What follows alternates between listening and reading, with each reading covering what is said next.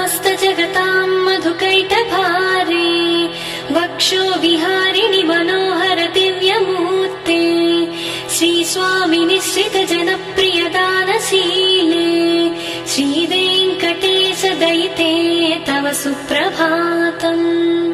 तव सुप्रभातमरविन्दलोचने भवतु प्रसन्नमुखचन्द्रमण्डले विधिशङ्करेन्द्रवनिताभिरर्चिते वृषशैलनाथ दयिते दयानिधे।